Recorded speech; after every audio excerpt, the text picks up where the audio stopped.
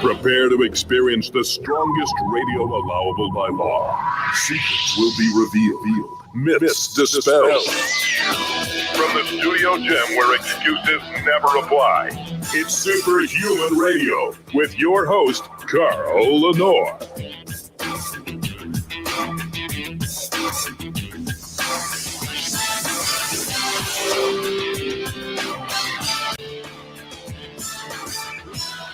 Hey, welcome back to another episode of Superhuman Radio.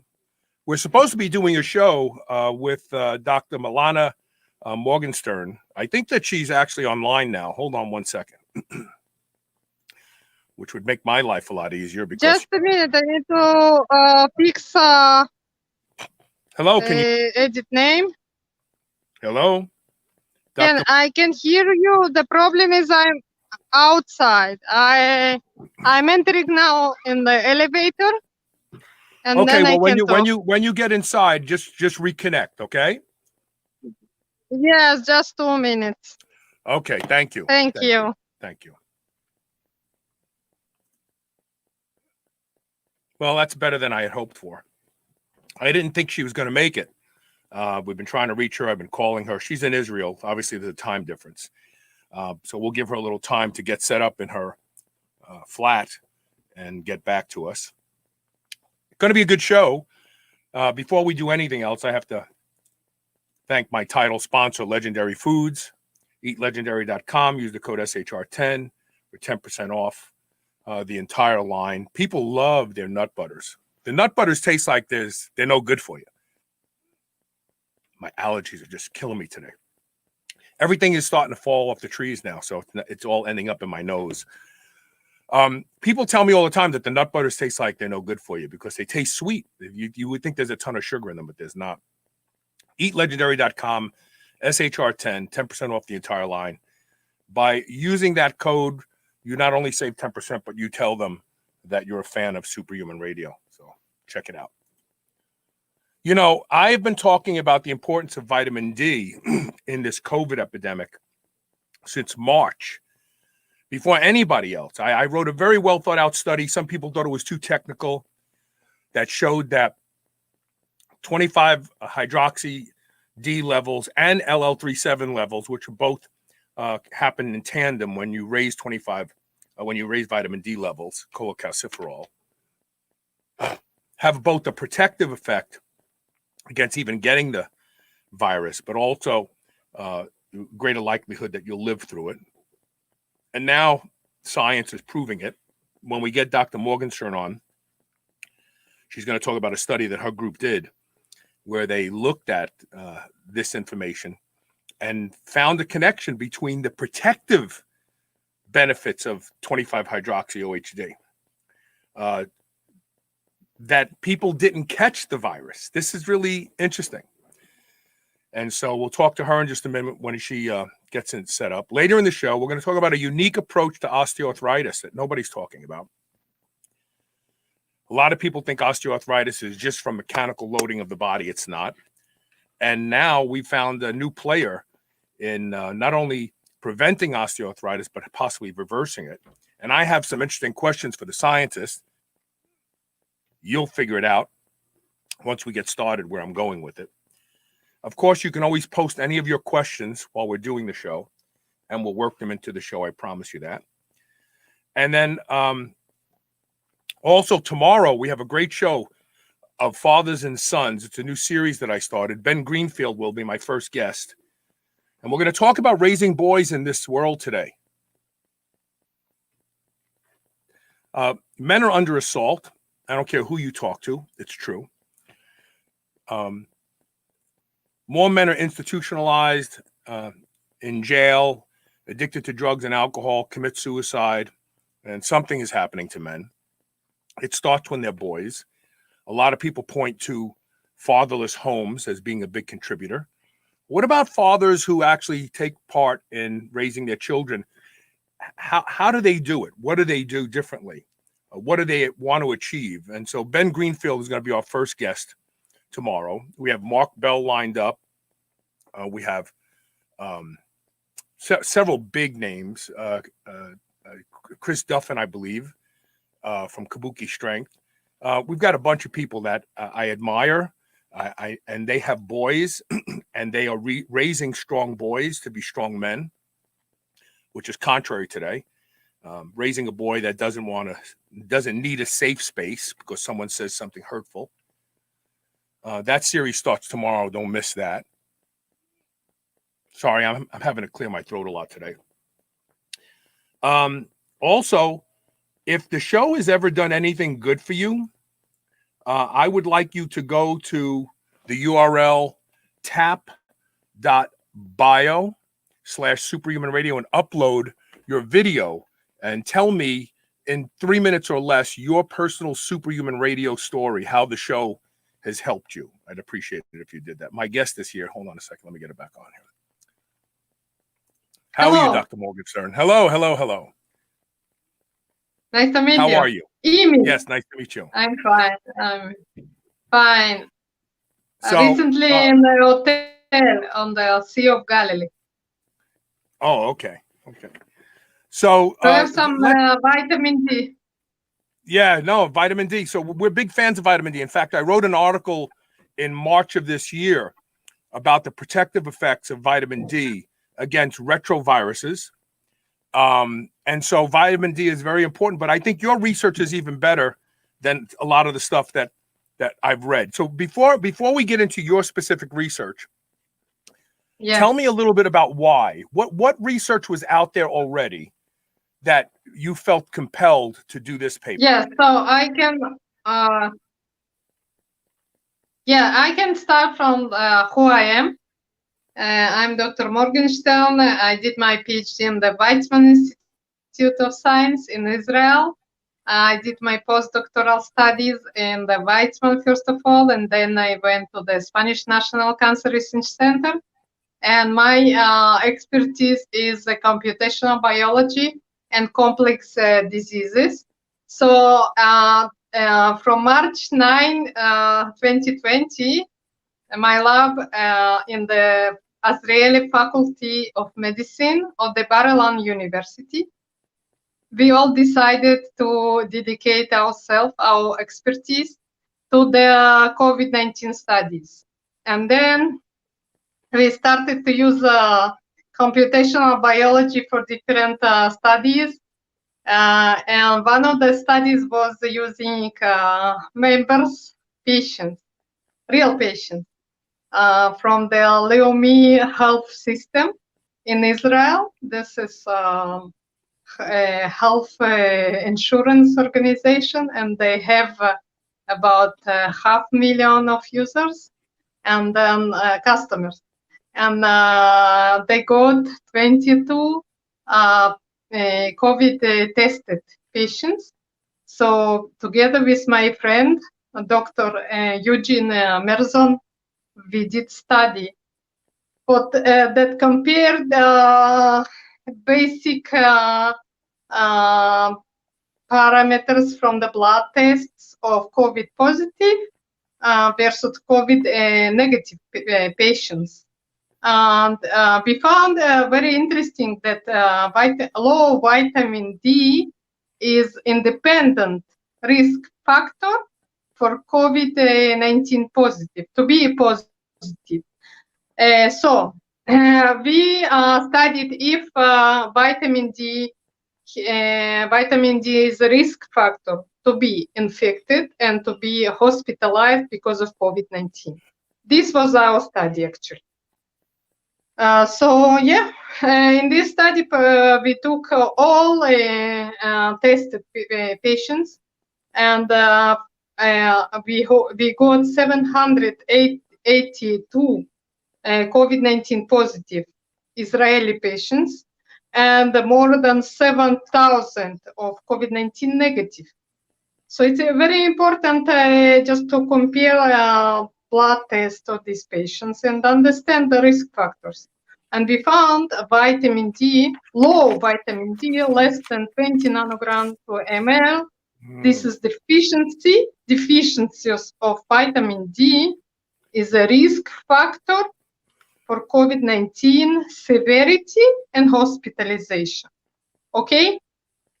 So now we are doing a few more studies. Why it's this parameter is so important, and also if it's connected to UV exposure or supplements or age and any other factors.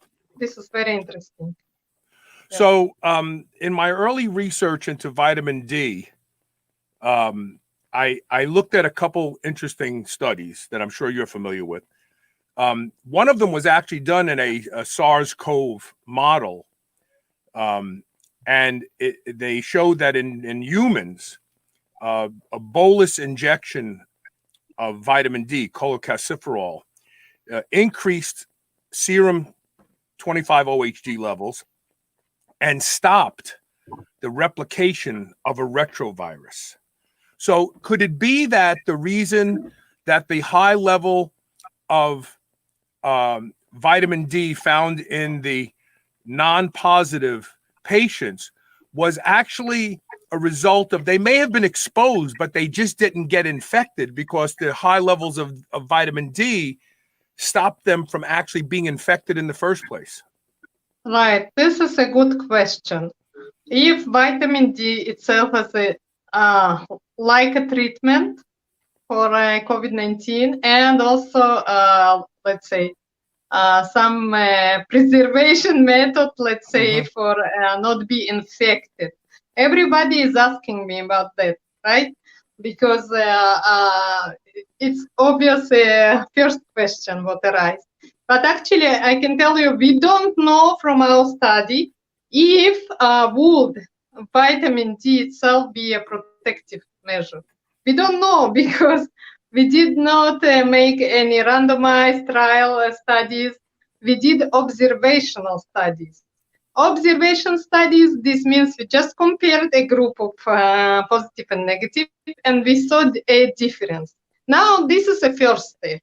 Next step would be to test, indeed, if we take vitamin D or hyperdoses of vitamin D and see any difference between the patients. This obviously will be a next step for such a study. Yes, we are doing a few studies in connection to vitamin D. One of them, this is experimental testing and randomized studies, and another, this is using different countries' measures and see how it's changed during the days, during the seasons. This is very interesting.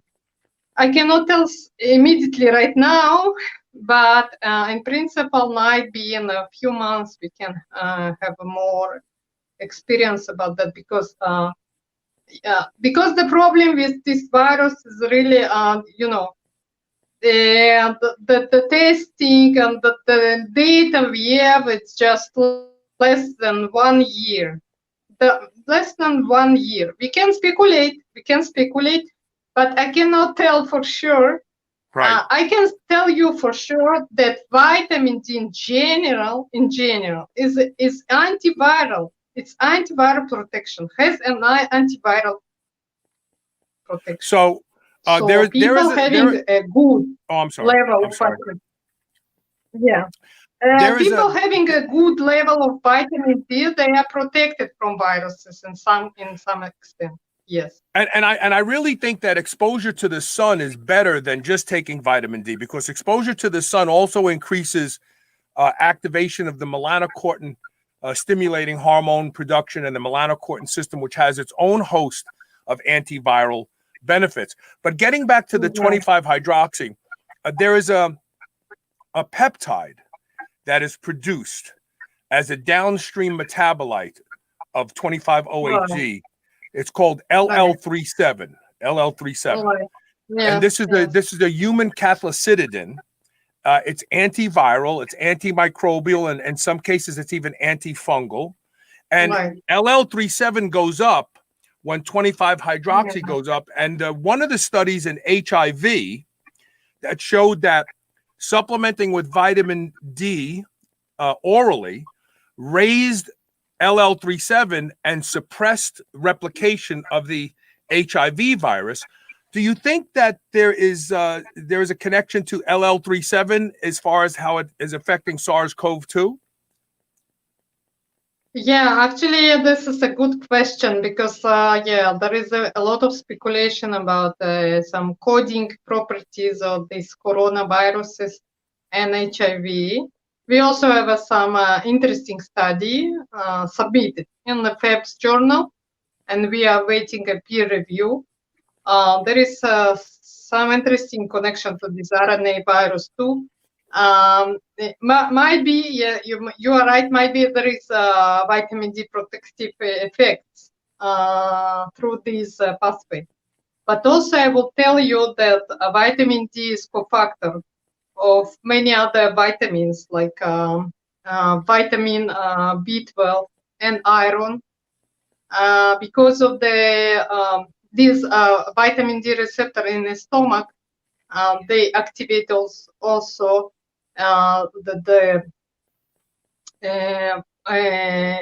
vitamin B2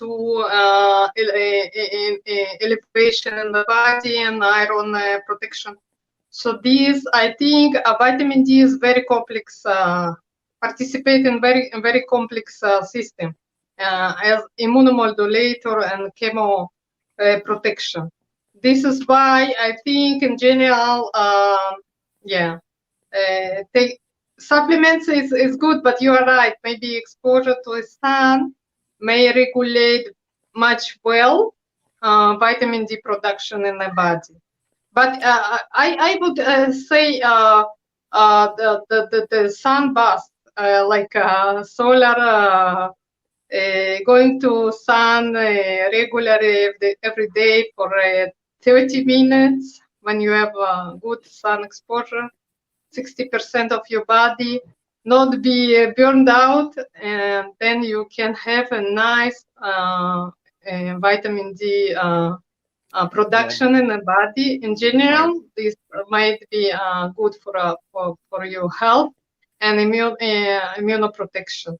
Interestingly, I would say that we are living now in a century when we are many times sitting inside the buildings, in the cars, and we're not exposed enough to the sun in general. So we need to pay attention. This is one of the ways to have a healthy lifestyle, to be exposed for a particular time to the sun. Not to burn out, but go out for 30 minutes every day, at least during the summertime, at least during the summertime, every day, 30 minutes, and be exposed to the sun, 60% of your body. This will be doing vitamin D production, actually, and regulated by your enough your vitamin D level, by your body itself. Because if you take supplement, this is good, but it's not regulated.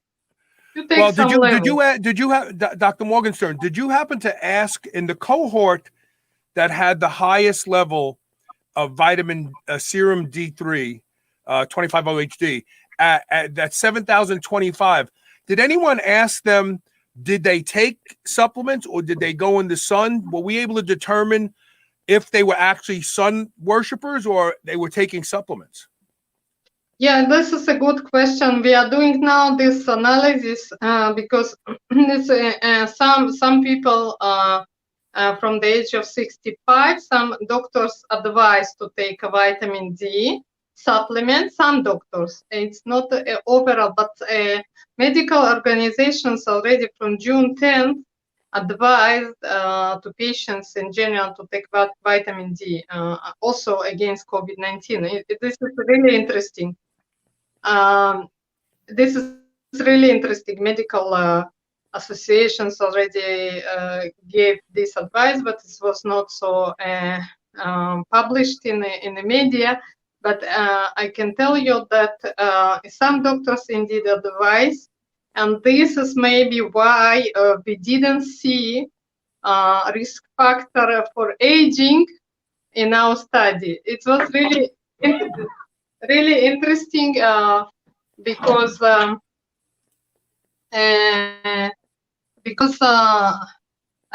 we asked a question if indeed aging 65 plus may be a risk factor for COVID-19.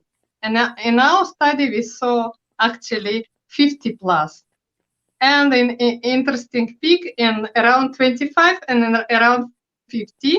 And we understood maybe it's because of social habits. Mm-hmm. They are very social in this age. But because maybe because of supplements, 65 plus, some of them receive supplements. And this is indeed why we didn't see the difference. So you are right, maybe because of supplements.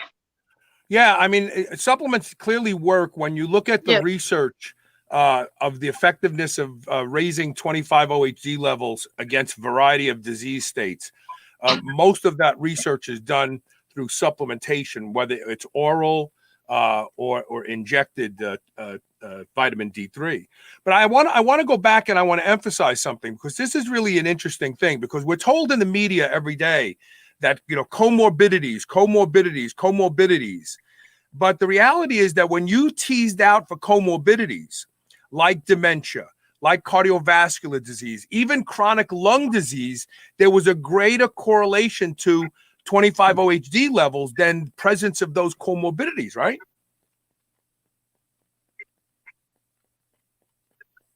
Is that correct? Exactly, yes. This was very interesting to see these comorbidities. It was our goal to see and understand who was in the risk. But interestingly, that vitamin D was independent risk factor from all the comorbidities. And surprisingly, we saw comorbidities like lung disorders, cardiovascular and chronic diseases were reduced in COVID positive. And then we started to ask ourselves, what can be an explanation for such effects, what we see? And actually, this is really interesting. We understood probably, we can speculate again, this is not randomized studies, but we can speculate that because of lockdown in this time in Israel, these patients were very much afraid to go out, and they really, it was a good thing for these comorbidities and patients in risk. They indeed stay at home and they reduce their risk factor. This is interesting that for chronic diseases, lockdowns or staying at home, being in closed areas, this is indeed a good way to protect themselves, But if we ask about healthy people, what is the risk factor for healthy people? What is usually don't go to the doctors, don't make a lot of tests, such a healthy, in parentheses, people. They don't know about chronic diseases. For these people, but still socializing a lot, like around 25 years old, around 50, still socializing a lot. These people should understand that vitamin D protection for them doing very well. So if we would like to stay social active, they still need to preserve the vitamin D level, what is also connected to vitamin A, vitamin B12, and iron, at least, okay? So I would still advise for these people, take sun, solar baths, go outside and be exposed to sun. Or take supplements. Or take supplements in the winter time. Yes. Yes. And then, that's when everybody gets sick in the wintertime. There's a great study about viral spread in Brazil because Brazil is about the size of the U.S., but the northernmost portion of it is right on the equator, and the southernmost portion is very far away from the equator. Yeah. And the cities are in the north, and the farmland is in the south. And the interesting thing about that is that viruses spread the most in cities and the least in the rural areas. It's the opposite, because in Brazil, the sun is out all the time in the cities. The virus is spread in the south, in the rural areas. This shows the relationship between sun exposure, 25-OHD, and viral spread. Yeah, it might be again. We didn't make these studies, but I can tell you a secret. We are doing such a study right now, because we took we took many countries and north and south hemisphere, and we calculated this exposure to UV, and we calculated also the connection. This is all a mathematical formula. We can calculate if somebody is going outside, how vitamin D is produced. Again, it's a calculation, but it's just to evaluate the level. Actually, nobody is going outside for tells the truth. We stay at home. This is better with air conditioner, And people ask me, this is interesting. But in Florida, in Texas, look, it's bad values there. But guys, are you going outside? Tell me the truth. Are you going outside? No, they stay with air conditioner. This is perfect, right? Right. But this is the point. Take this point. Get out in the sun. Get out in the sun. Just because you live in a sunny climate doesn't mean you're being exposed to the sun. Yes, just because you are living in the sun is not saying about you personal exposure to the sun. Nothing. You are living in the sun, but you stay in air conditioning. Remember this.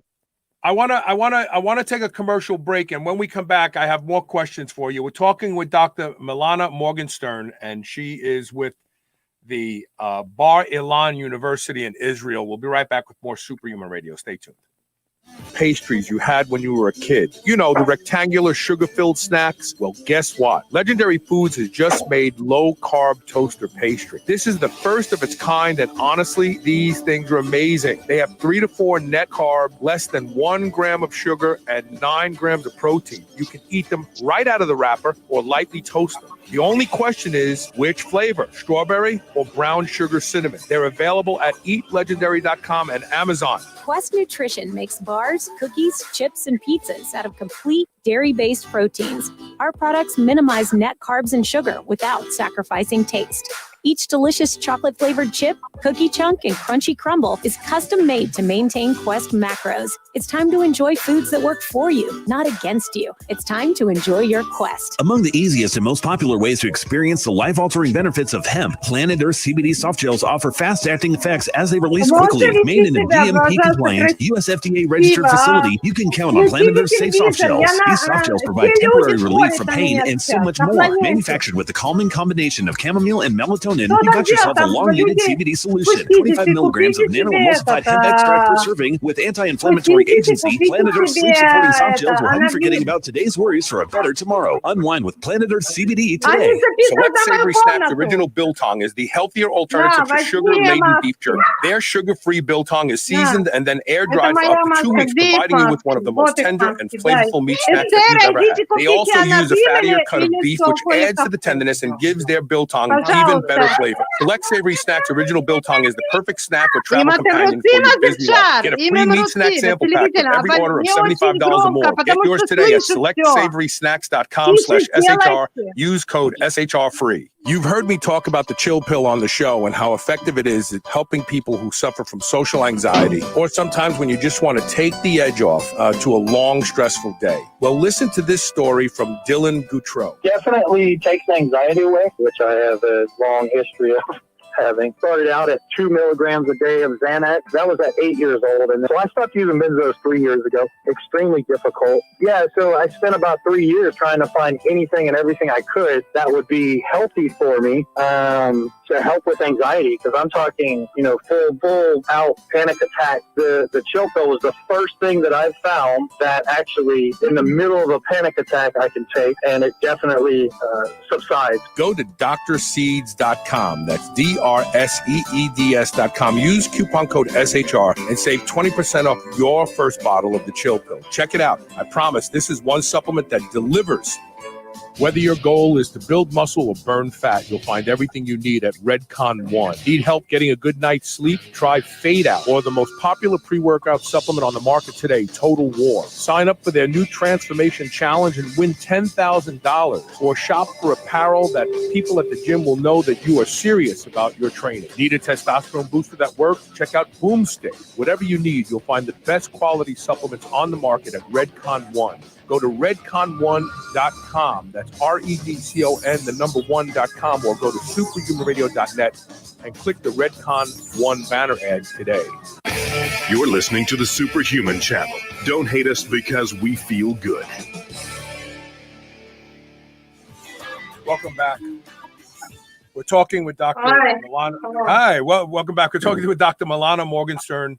She is with the Bar-Ilan University in Israel. We're talking about a recent paper they published that correlated those with the lowest vitamin D levels and the incidence of COVID infection versus those with the highest vitamin D levels and the incidence of COVID infection. And it was really a statistically important paper because it showed that the people who had the highest vitamin D status didn't have the virus. What was the average? I can tell you, they got the virus, but the severity of the disease was reduced. This means instead having, let's say, 30 days of the disease, they might be even asymptomatic. This you need to take in mind, because even if you catch COVID-19 because you are close to infected person, to reduce severity of your disease, you need to have good vitamin D level, not C. Usually people, take vitamin C. And vitamin D, we don't talk about that. But this is different. This is different. Right. Vitamin C, actually, you can receive easily from the food. If you drink, let's say, orange juice or lemon juice, you can easily receive vitamin C. But vitamin D, you cannot receive from food. It's very hard to find food rich in vitamin D. Usually, people living on the north of Europe, in Norway, and the Scandinavian countries, they can receive enough of food because they have they eat a lot of fish, they eat a lot of red fish, salmon, and all this.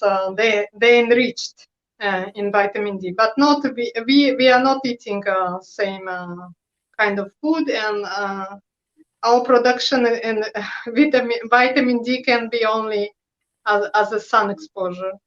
This is why so important to put attention on this. This is different. Vitamin D is soluble in oil, not in water, like vitamin C. Vitamin C is easy to be dissolved in water, and then we can drink easily. But vitamin D is oil soluble, solvent. right? Yeah. This is why. It's also a complication to make a good supplement. Pay attention on this. In the 7,000 plus group that had the higher levels of vitamin D, what was the average blood levels of 25-OHD? Yeah, actually, you can. I can tell you that the difference was below the deficiency level and above deficiency level. That was it, huh? That was the difference. Yeah, this is really interesting because below deficiency level, you already have a lot of problems also with calcium, metabolites, and you have a lot of problems with bones, you have a lot of problems with immune system. So this is People with deficiency, they slowly receive effects of these deficiencies. They develop a lot of symptoms. Right. And above deficiency level, this is you can persist this, but also not for a long time. But Right. I can tell you the truth is that vitamin D deficiency is a recent pandemic. Yes, pandemic. So 70% of white people, adult white people, they have reduced vitamin D level.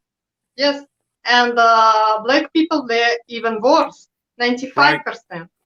So this is where you need to pay attention.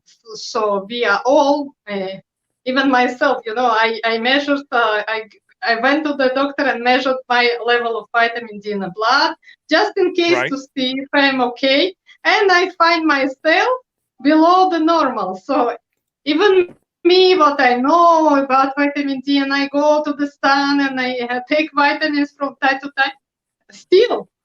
So you see how easily you can be below optimal level, really easily. And then you don't see it.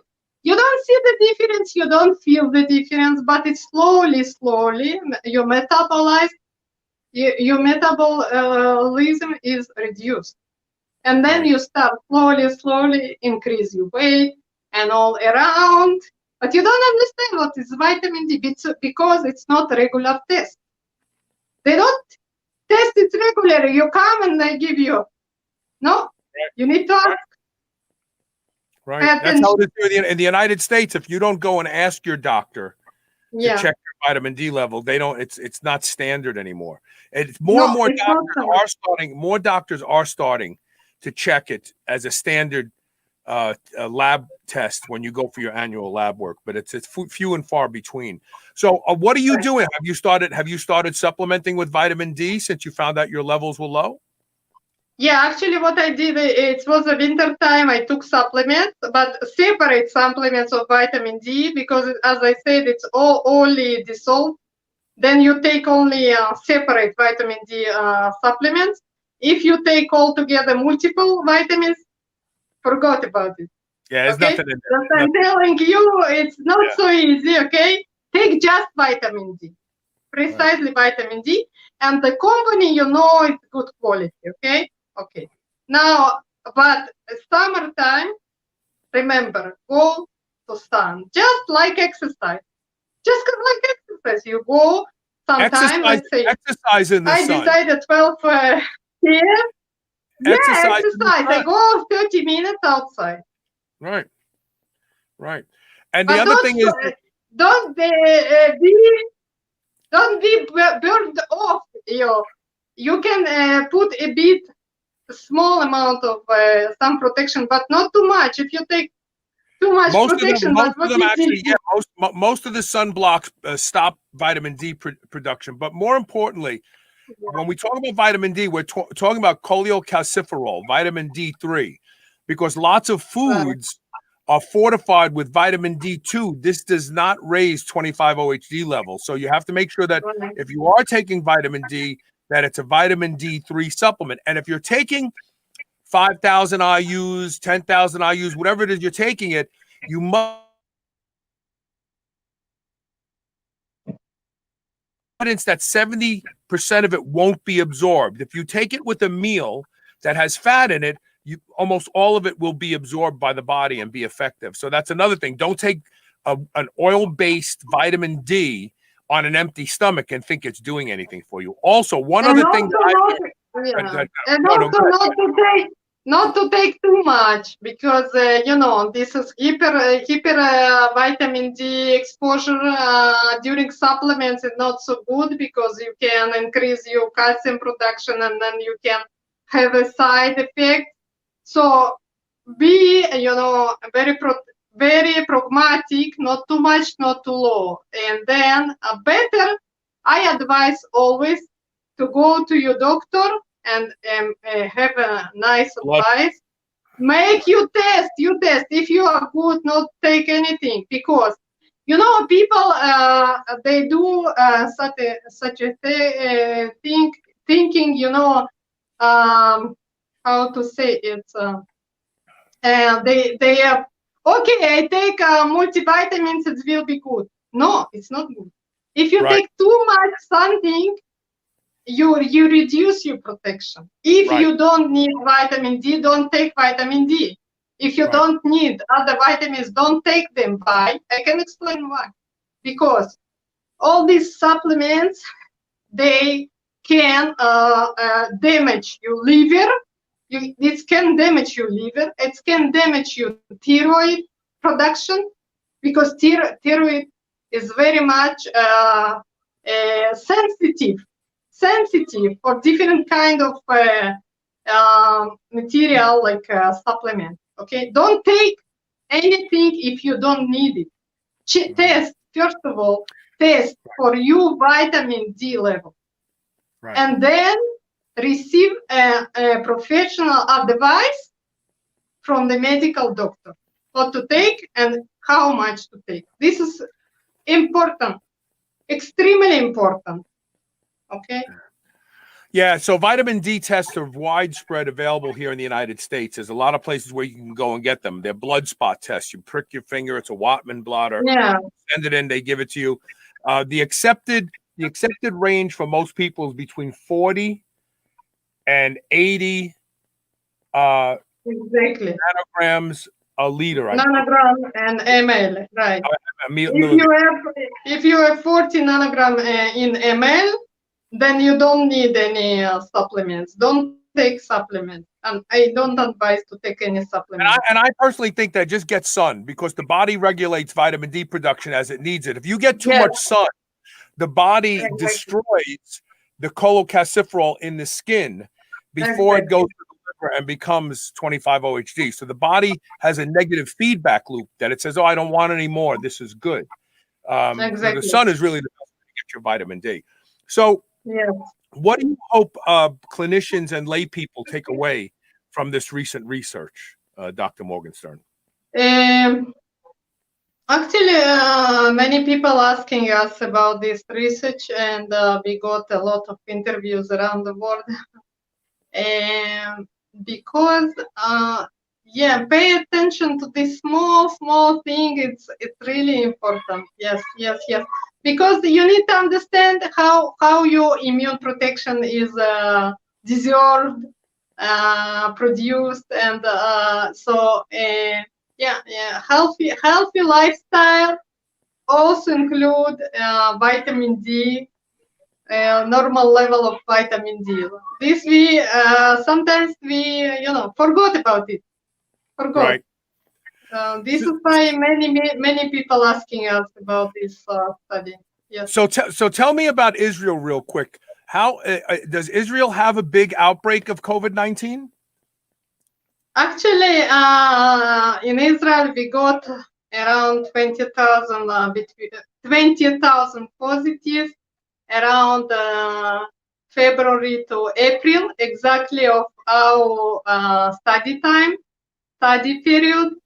And now we got another 60,000. So what I can tell you that this particular virus is not seasonal like flu.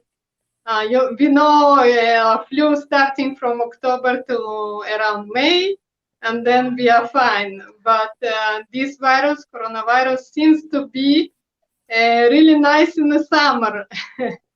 Right. Even with UV and vitamin D, we see a lot of cases of coronavirus. This means it's not seasonal virus. It's not seasonal. It can be really nice during all the time around the year. But what we can tell a bit, small difference we see again. This is just speculation because we still didn't publish any study, but we are working that there is a difference in severity of this disease during the summertime. Probably because vitamin D is better. Right. But we are doing right now comparison to understand if still after some exposure, because we cannot tell how much people exposed. We cannot tell. If they sit in the home unless they're dark like me. See, I'm out in the sun all the time. I love the sun. See, I ride my motorcycle. Me too. Yeah, Yes, yeah. Me too. Now I am going with my kids to beach, especially to get some sun, and we sit on the beach and we try to get some sun. But still, people not going too much outside because it's hot. It's a problem because we don't like to be outside with hot weather. You know, I agree with this situation because better to have a nice climatization system. But just take in mind that remember what your grandparents say: you go outside, stay outside. Do you remember this still? So this is important. Yeah, no, I agree. Dr. Morgenstern, I want to thank you so much for making time to come on the show today. Thank you so much. It's my pleasure meeting you. Take care. Bye-bye. Online. Thank you so much.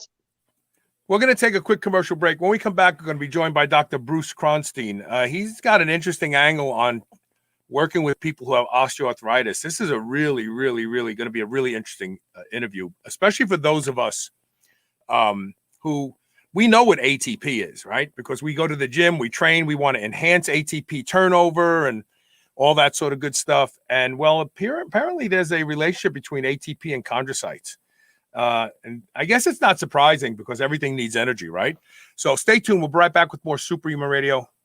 The best cognitive enhancement and anti-aging supplements on the market. PureNootropics.net goes the extra mile for the highest quality ingredients. Third-party tested to make sure you only receive the best your money can buy. There's no better choice with their money-back guarantee and free shipping. Try their best-selling DHM. Dihydromyricetin prevents hangovers and helps deliver detox after a night of drinking. Get your DHM and other nootropics and longevity supplements from PureNootropics.net. The purest supplements around. I love beef. And if you love beef, listen up. I've discovered the best tasting beef in the world, and that's not an exaggeration, at Piedmontese.com. The Piedmontese breed is famous from Italy for being lean and unbelievably tender with half the fat and calories of traditional beef. Even typically tough cuts are tender when it comes from the Piedmontese cows. And for the first time ever, Piedmontese cows are being raised here in the USA. Get 25% off all beef and free shipping on orders of $100 or more at Piedmontese.com with code SHR. Go to Piedmontese.com and use code SHR today. You will never eat any other type of beef ever again. Chronic stress leaves us tired, distracted, and physically vulnerable. Apollo Neuro is here to help you take control. Apollo Neuro is a new wearable that trains your nervous system to be more resilient to stress. Apollo's gentle vibrations use your sense of touch to help you recover from stress, going from fight or flight to rest and digest so you can relax, get to sleep, focus, and stay healthy. Developed by physicians and neuroscientists, Apollo Neuro has been tested in multiple clinical trials and is proven to improve heart rate variability, the key biometric of stress. Special offer for friends of Superhuman Radio. Try Apollo Neuro today and get 15% off your purchase at apolloneuro.com/superhuman. That's APOLLONEURO.com/superhuman. Are you still on the fence about Body Protection Complex BPC Oral from drseeds.com? Listen to Maggie Kuhn, one of the owners of the C-Bus Lifting Company gym in Columbus, Ohio. I had been having some nagging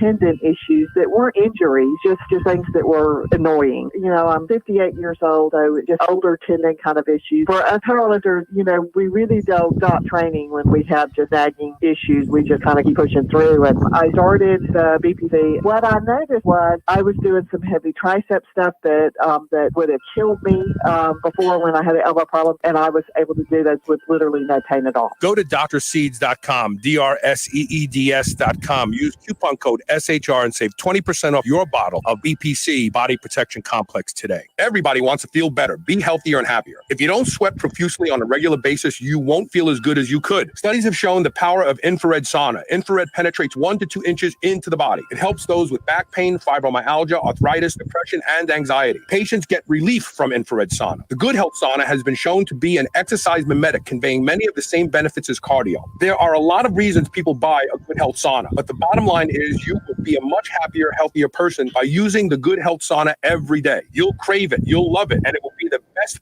purchase you have ever made. Good Health Saunas provide commercial-grade saunas for in-home and commercial use, backed by the best lifetime warranty in the industry. Unmatched customer service and the best financing makes owning one easy and will fit any budget. Go to goodhealthsauna.com/superhumanradio to learn more and save 25% off. Do you remember those delicious toaster pastries you had when you were a kid? You know, the rectangular sugar-filled snacks? Well, guess what? Legendary Foods has just made low-carb toaster pastry. This is the first of its kind, and honestly, these things are amazing. They have 3 to 4 net carb, less than 1 gram of sugar, and 9 grams of protein. You can eat them right out of the wrapper or lightly toast them. The only question is, which flavor, strawberry or brown sugar cinnamon? They're available at eatlegendary.com and Amazon.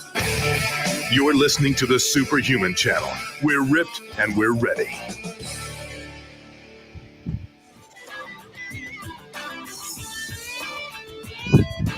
Welcome back to Superhuman Radio. And we're being joined, did I pronounce your name properly? Dr. Bruce Cronstein? That's correct. Yeah, okay. Can you hear me? I hear bells in the background, I think. Are those wind I'm chimes? sitting outside and there are wind chimes here, so Oh, it's beautiful. they are. I feel Quite like we lovely here. should be meditating instead. And this is perfect because we just did a show about the importance of vitamin D in fighting COVID-19, and you're out there getting your vitamin D naturally. So that's wonderful. Wonderful. Welcome to the show. So, Dr. Cronstein, tell me, what made you look at this molecule, ATP, as it relates to arthritis? Was there preceding research that kind of put you onto this? Well, it's not so much the ATP as one of the metabolites of ATP, adenosine. I've been working on adenosine and adenosine receptors for practically 40 years. And the source of adenosine is ATP. ATP is, in addition to acting as a fuel source, it's exported from cells, and it acts as a both directly on its own receptors on the cell surface, as well as some of it is broken down to adenosine at the surface of the cell. So you were mentioning the gym as you before, and ATP is a fuel. But one of the things that adenosine does is that when you go to the gym and you start exercising, you notice that you get vasodilation. Your muscles get bigger. You get red around the areas that have been exercising, and that's all due to adenosine, which is produced as a result of breakdown of the ATP, for use as fuel. So ATP is obviously, it's present everywhere. One of the things that happens in osteoarthritis is that your cells no longer make as much ATP. The mitochondria, which makes ATP, are sick. We're not sick, but they're less productive, and as a result, there's less adenosine around. And we a couple of years ago, actually more like 6 or 7 years ago, discovered that adenosine and one of its receptors is critical for maintaining, I guess, the health of chondrocytes. These are the cells that make cartilage, and this came out of this actually all came out of Hurricane Sandy, because we lost our mouse facility at NYU, with the exception of a couple of cages, and we had these mice that were lacking this particular receptor.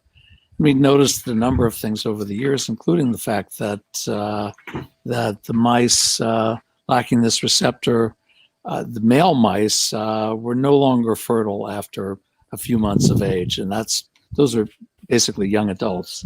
So we looked at their knees, and it turned out that they had spontaneous osteoarthritis, and we showed that adenosine is important, acting at this receptor to maintain the chondrocytes. And there's other supporting evidence from people with genetic abnormalities of some of the enzymes involved.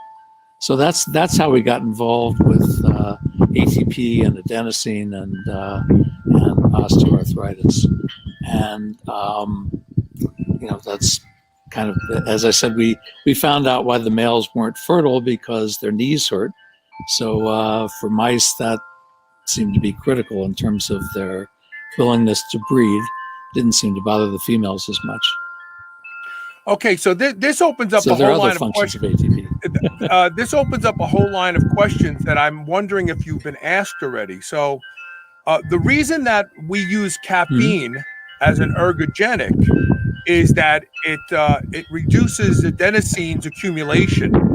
It's why we don't sleep well when we use lots of caffeine, because adenosine accumulates and creates a sleep desire to sleep.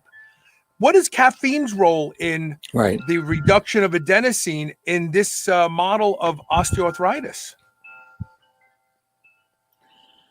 So we haven't tried caffeine per se. We've tried more specific adenosine receptor blocking agents, which is what caffeine does, and we can block the effect of adenosine, with these agents.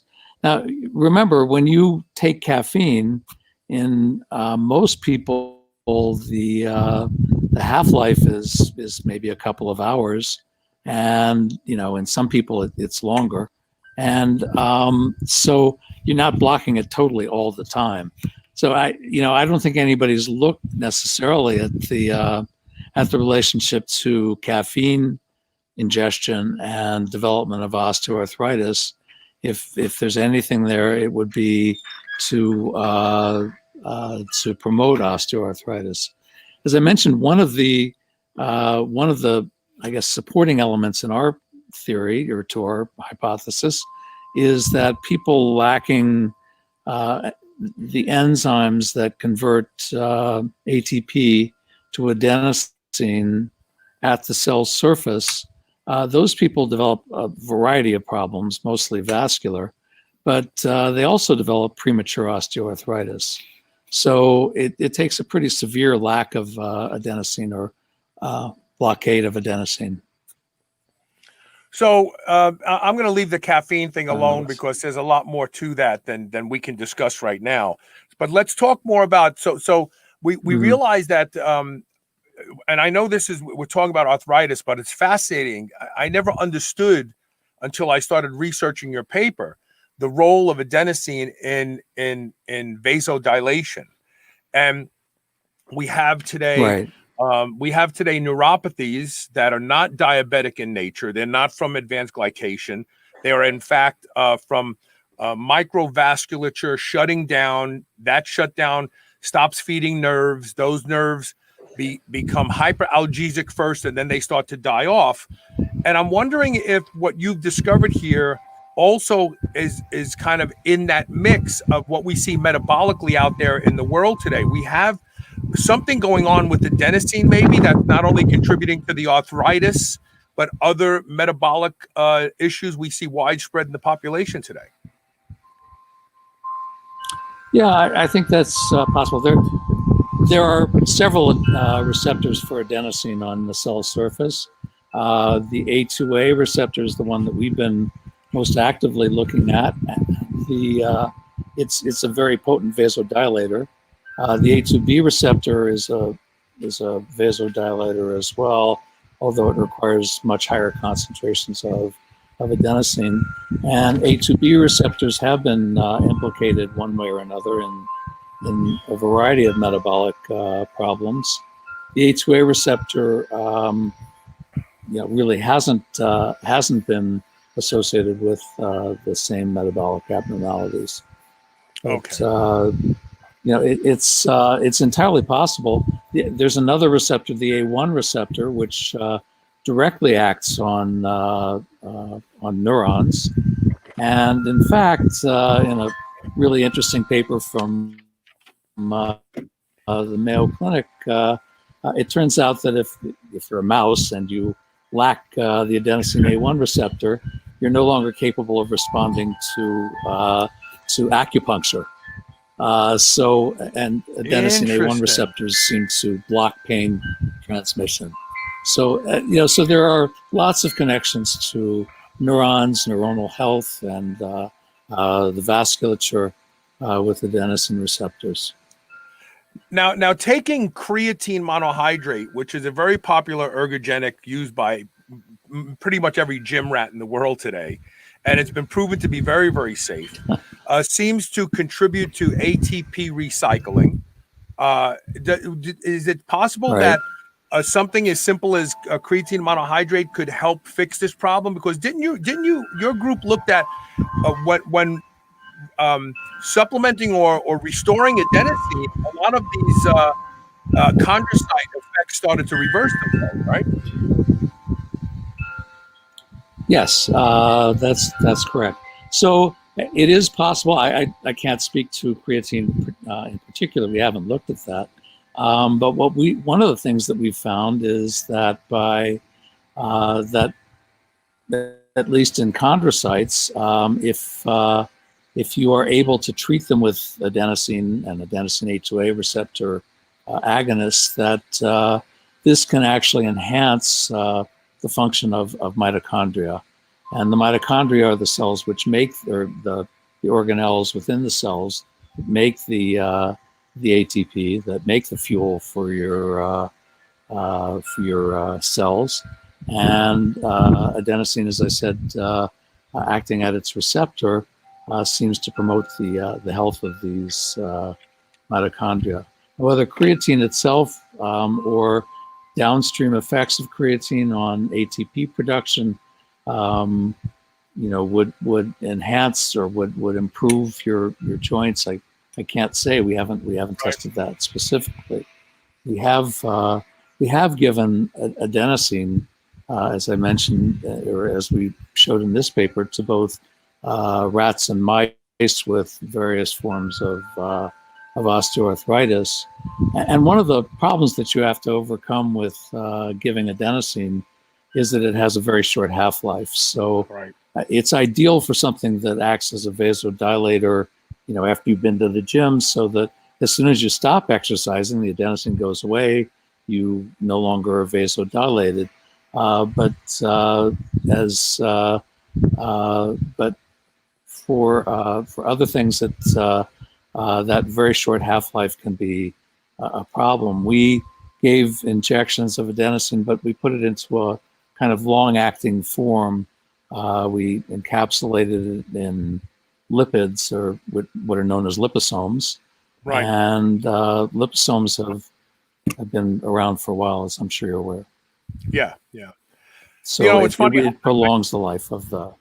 I learned about adenosine about 7 years ago when I thought that if I had intranasal adenosine that administered with intranasal melatonin, it would be a great sleep aid. Then I found out that adenosine is a drug. It can only be offered through prescription. And as you point out, it has an extremely short effective half-life. And I thought, well, there goes that, that idea. But this is really fascinating to me because more and more research has come out over the past 5 or 6 years that is now putting to rest this notion that osteoarthritis is a mechanical loading disorder. That, if you're heavy, your knees are getting all this. But the reality is we're starting to learn a lot more about inflammation and its role.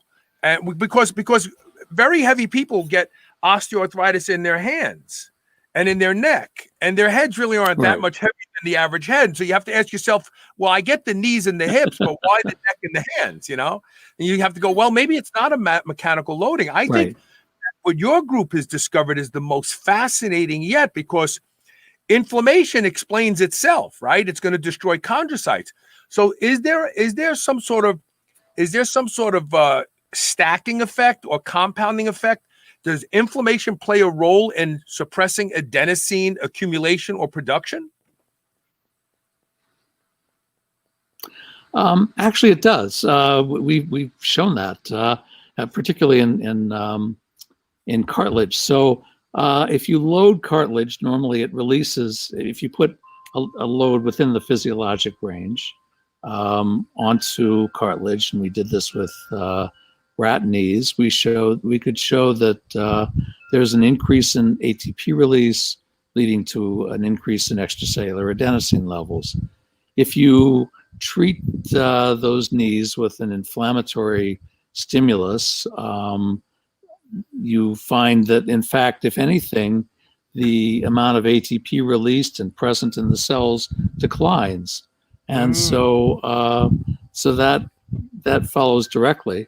I should also mention that the very first thing I ever did in the lab was to show that adenosine is anti-inflammatory, and does so by via these same receptors that we mentioned for osteoarthritis. And so that's been around for a long time. We've shown that at least some of the actions of some of the agents used to treat rheumatoid arthritis and other inflammatory disease are mediated by adenosine as a result of the metabolic changes induced by those drugs. So so you're right. There's a connection there.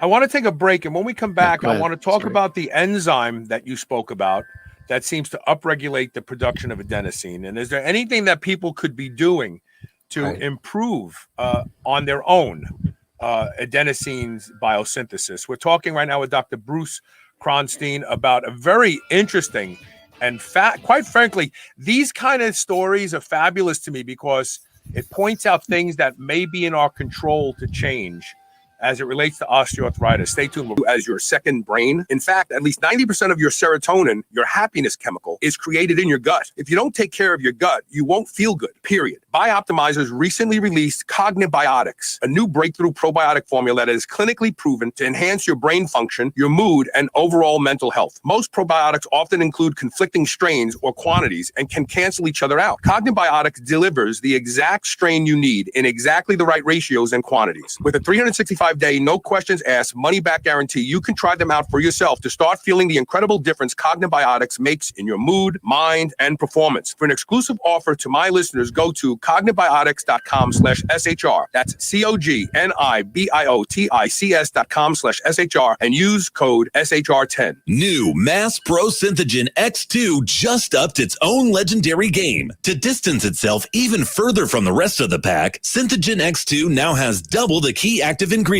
If you've ever wondered what steroid-like recovery feels like, Synthogen X2 delivers. See why others compare it favorably to powerful bodybuilding drugs at synthogen.com. Mass Pro Synthogen. When you train with it, you'll gain with it. Among the easiest and most popular ways to experience the life-altering benefits of hemp, Planet Earth CBD soft gels offer fast-acting effects as they release quickly. Made in a GMP-compliant, US FDA-registered facility, you can count on Planet Earth's safe soft gels. These soft gels provide temporary relief from pain and so much more. Manufactured with the calming combination of chamomile and melatonin, you got yourself a long-needed CBD solution. 25 milligrams of nano-emulsified hemp extract per serving with anti-inflammatory agency. Planet Earth sleep-supporting soft gels will have you forgetting about today's worries for a better tomorrow. Unwind with Planet Earth CBD today. Over 11 million people in the U.S. have some form of retinal damage, also known as macular degeneration. This is expected to double to nearly 22 million by 2050. Artificial blue light, age, type 2 diabetes are all contributors. Doctors say there's no cure. ARMED is changing that opinion. In one clinical trial, 93% of patients had arrested or improved their condition. 54% reported lessening of glare, reduced dryness, and improved clarity and comfort. And 0% felt worse during treatment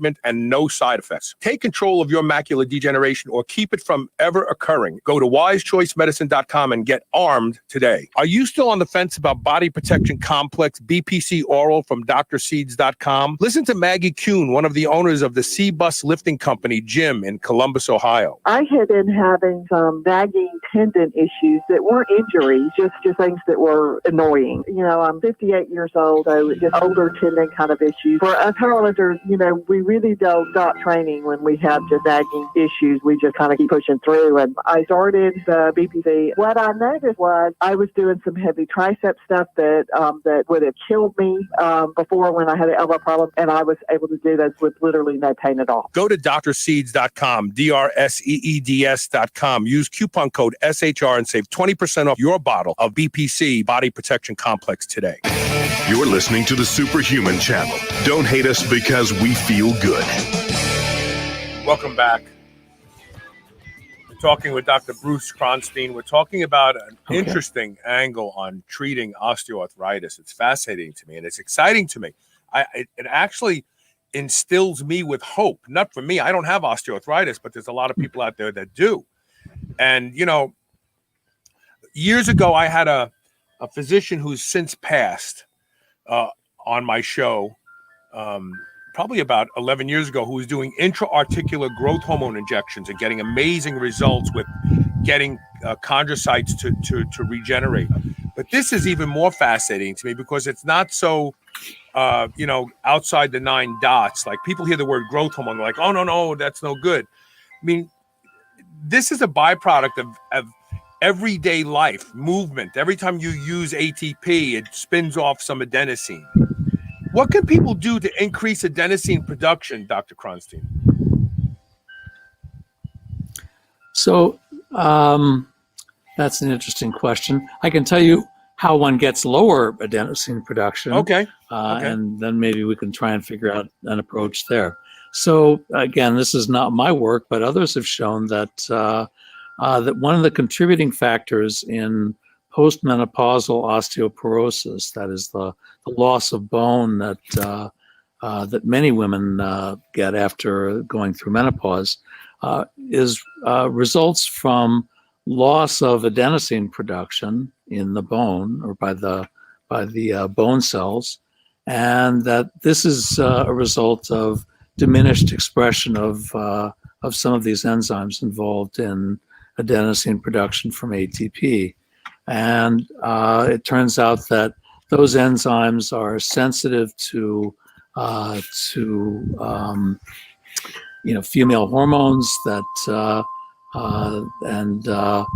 if you give estrogen to cells and that it leads to enhanced adenosine release, at least in the bone. So I think that that's one approach. I'm not sure that would necessarily translate, you know, into the cartilage or other tissues.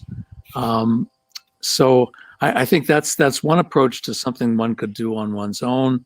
Estrogen and estrogen-like compounds do prevent osteoporosis in women undergoing menopause. These enzymes also decline with age, and so you know, I suppose if you don't age, you're not going to lose the enzymes.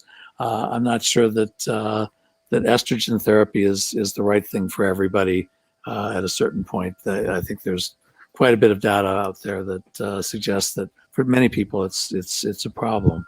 But at least in this particular setting, estrogen is promoting the release of adenosine, which acts as a further stimulus to bone production.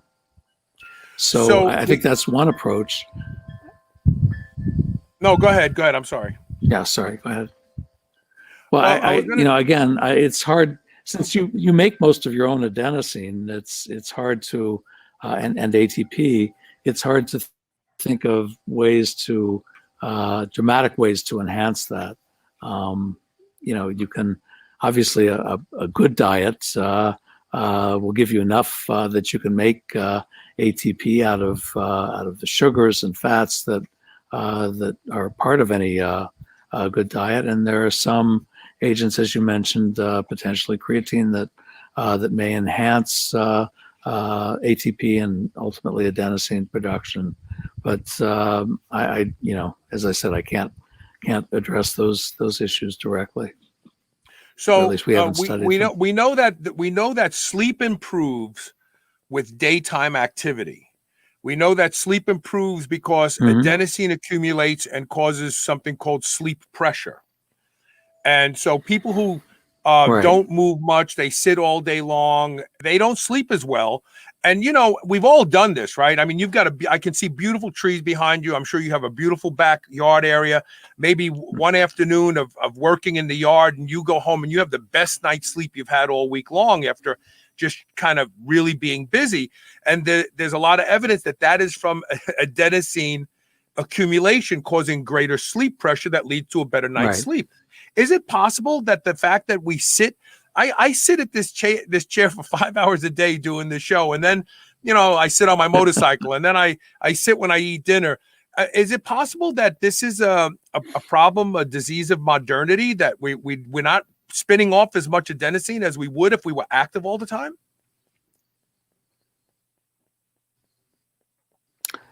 I think that's possible.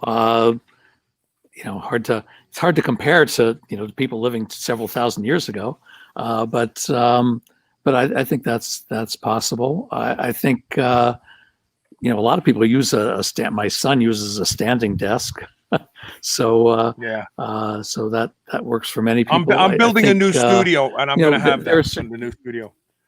I am building a new studio, but there are circadian, great. So there are changes in the levels of adenosine that are associated with time, and this probably goes awry when when you travel. I guess when any of us travel by jet again, we'll find that some of those disorders are that there's probably less accumulation of adenosine in the brain, and there's also a similar circadian rhythm to the expression of adenosine receptors in the brain that are involved in sleep. And one other thing that you might want to consider, one of the reasons that alcohol makes you so sleepy is that it causes excess ATP release and excess adenosine levels. So you don't want to do this too much, but that's probably what makes people so sleepy when they're drinking.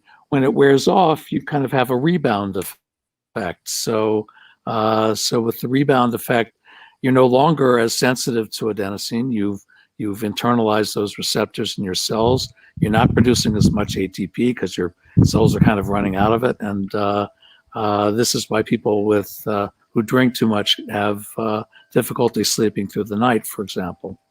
They go to sleep very well, but they wake up and then can't go back to sleep. Right. So I think that's it's a complex problem. I don't recommend people drink too much to keep their joints lubricated. That's probably not the best approach either. What's the name of the enzyme that seems to increase the production of adenosine at the cell level? So there are two. The numbers are easier. So it's CD39, which is ecto 5' nucleotidase or dephosphorylase, and the other is 5' ecto 5' nucleotidase. And so the both of those enzymes are regulated, as I said, by estrogen. Their expression is regulated by estrogen. Right now, actually, people are targeting these enzymes for treatment of cancer because, as I mentioned, adenosine is anti-inflammatory. It acts as a natural brake on the immune system, and it's been shown in a number of studies, and increasingly now in humans, that if you can block adenosine A2A receptors, you can enhance the immune response to tumors, and this can be useful in treating a variety of tumors. So people are actually making antibodies to ecto 5' nucleotidase that will prevent the actions and prevent the adenosine accumulation in tumors. And there are other small molecules that people are making as well, and those are still, they haven't come into humans yet. But those are working in the opposite direction. What do you hope both lay people and clinicians take away from this research? What do you hope lay people and clinicians take away from the research? Right. Right. So where we're going with this is we've started a company to develop intra-articular injections of adenosine or adenosine A2A receptor agonists in a long-acting form that is, currently we're working on liposomes, but there are other ways to prolong the action of adenosine, and the hope is that this can be used as a therapy in patients who have early osteoarthritis, and thereby prevent the progression of the arthritis, as well as potentially,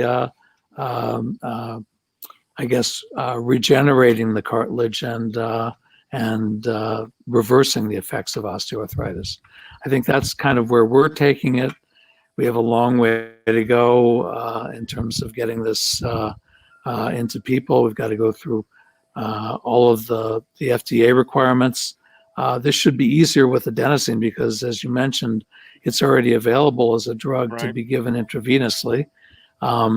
It's also present in a variety of cosmetics to prevent aging of the skin and to treat aging of the skin. So adenosine itself is pretty non-toxic. You do get rid of it very quickly, and so we're hopeful that we can come up with something that is both non-toxic and effective, and we'll see as time goes by how effective it is. I want to thank you for two things. I want to thank you for doing your interview from outside. It's very relaxing, and the wind chimes in the background, because the beginning of my show was very stressful. I had my first guest on from Israel, and she didn't show up with my executive producer. And I said, I just recovered. Right. And she said, why? I said, because these beautiful wind chimes are playing in the background of Dr. Cronstein's video feed. And I'm listening to you, and I'm kind of being lulled into this relaxed state of mind, and the beautiful green trees behind you. And it just, so I want to thank you for doing the interview from where you are. I also want to thank you for this research, because I really think that there's a lot to this. And I think there probably are things that some of us can do to make sure that our bodies are producing the amount of adenosine that it should, instead of less, it's a little bit more. And that may have an effect on, not only, as you pointed out, on the joints, knees and ankles and hips and all that sort of stuff, but quite possibly the country has a quiet epidemic of peripheral neuropathy. And when you try to put people in silos and go, well, these people are not diabetic, and these people are not overweight, these people don't have sleep apnea, so it's not like something that's happening at night with sleep deprivation, oxygen deprivation. But everybody, when you look at the rate of peripheral neuropathy today, it cuts across every type of group you can think of, and every subgroup, and it quite could possibly be. Right. I've always suspected coffee, because the one thing that everybody does, and and you could see through it. It looked like rusty water. When you went to a diner when I was a kid, my father was a truck driver. He'd take me on the truck. They drank coffee. It looked like rusty water, and it was small. Nowadays you drink a vat of coffee, the turbidity, and it's so dark that there's mud at the bottom of the cup. And people drink 5, 6, 7 cups a day. They're getting, 1,200 milligrams of caffeine a day.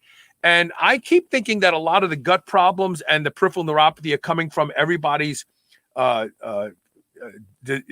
lust for coffee today. And you just dropped the piece in my head. Like, maybe it's because it's suppressing the effectiveness of adenosine from stimulating these blood pathways to dilate, and they're just getting shrunken day after day until all the nerves just, because when you talk to people with peripheral neuropathy, it's just like when we were kids and you sat on your leg watching a good movie, and the movie was over and you stood up and your leg didn't work. It was like, oh my God, and then it slowly starts to come back. You get that tingling, you get that pain. that transition is like going through the effects of neuropathy. And I'm wondering if you're onto something there too, indirectly, because of your research. May well be. Adenosine has been studied a lot by other people in terms of its effects on peripheral nerves, as well as mostly in the central nervous system. Again, that's the caffeine research came out of that. It's entirely possible that caffeine contributes to these neuropathies. Although, having said that, one of the other things that we did in the lab was we showed that the effects of the metabolic effects of alcohol on liver, for example, to make it fatty, are mediated, at least in large part, by adenosine acting at a somewhat different at a different receptor. And if you go back and look at the epidemiology, if you look at people, there was a huge series in the West Coast a few years ago. Similar things have been seen in Japan and other populations, that the more caffeine you ingest, or the more coffee you drink, let's put it that way, the more coffee you drink, the less likely you are to die of liver disease. So I don't know if you're substituting coffee for Jim Beam or something, but there are a lot of things that come into play there. But at least in my research, there's some evidence of effects on the liver as well. Right. So it's these receptors are everywhere. They do lots of different things, some of which are beneficial in some settings, some of which are not beneficial, and you have to be able to target that. Dr. Cronstein, thanks so much for being on the show today. Okay, my pleasure. Thanks for having me. Have a peaceful afternoon. Thank you. And that's it for today's show. I do have a show tomorrow. Tomorrow, as I said earlier, Ben Greenfield will be on he will help me launch a new series. And the series is called The Fathers and Sons. And I just want to start asking people questions about how they raise their boys. A lot of problems are being blamed on fathers and fatherless households. And just because the father lives in the household doesn't mean that he's contributing to a model for the boys. I want to hear who people I respect, like Ben, like Mark, who were the big influences on them as young boys that molded them into being the fathers that they are today. And I think that it's a very, very important and timely discussion. So that's tomorrow. Don't miss it. If you can tune in live, that'd be great, because you can ask Ben questions. I'm sure he'll answer them all directly. And so that's it. So share today's show. So I know that I got a lot of messages from people saying that it was very, very hard to understand Dr. Morgenstern, as Regina Martz put up. Wonder what she thinks about the CP protocol. I'm not sure what the CP protocol is. But vitamin D is one of those vitamins that you absolutely should test and not get too high and not get too low. If you're supplementing, if you're out in the sun, don't even worry about it. The body takes care of it itself. And when I reintroduce Primal D in a couple of months, don't worry about it either, because it's going to work just like the sun. It is coming back. It's time to reintroduce it. But nonetheless, I know that she was hard to understand, but the takeaway is this. I was already told that on our Instagram feed, we already have a COVID-19 warning that IG put up, because anytime you talk about COVID-19, it's like, this hasn't been approved by Dr. Fauci. The research from multiple places that vitamin D is either protective against getting infected or stops you from getting severe symptoms from including SARS CoV, including MERS, including HIV. It's been done for decades. We know this. So this idea that, we can't talk about vitamin D, that's not approved by Dr. Fauci or whoever the powers are that are making decisions on what we should be taking today. Don't even listen to them. Make sure you keep your vitamin D levels in that safe upper range. Work with your doctor to get tested. Try to get in that 40 to 80 range and just stay there. That's it. That's it. I don't believe that, oh, yeah, once you're over 40, you're fine. No, you may be protected against some viruses, but there are other things that vitamin D does. And the reality is that if doctors were smart, the way they test for vitamin D levels in people is this. They would get your vitamin D levels up and check calcitonin levels coming from the parathyroid. Because when you're getting enough vitamin D, the parathyroid doesn't have to produce bone mineralizing hormones. And because the vitamin D is doing the job. So once your vitamin D level is this, and all of a sudden parathyroid drops to nothing, you can stop there. You can stop there. That is your personal magic zone for vitamin D. We know this, and doctors know this. If you tell this to a doctor, he'll go, oh, yeah, that makes sense. But do you do it? No, I don't do it. So until people start checking how the parathyroid reacts to your personal vitamin D levels, we're just treating everybody the same. And we already know that doesn't work. So there you go. All right, look, thanks for watching today. Thanks for listening live today. Please share the show. And also, if this show has done anything good for you, I'm asking you to go to this URL, and that is tap.bio/superhumanradio, all one word, and upload a short 60-second, no longer than 3 minutes, little self video of what you think about the show. If you like it, you don't like it, has the show helped you? You think I'm a jerk? Put that up there too, because I'm hoping to get some of those. I'm sure there's a lot of people who don't like me. But please put that up there for me. Against the URL is tap.bio/superhumanradio. Just tape a short little, your personal superhuman radio story. I'd really appreciate it.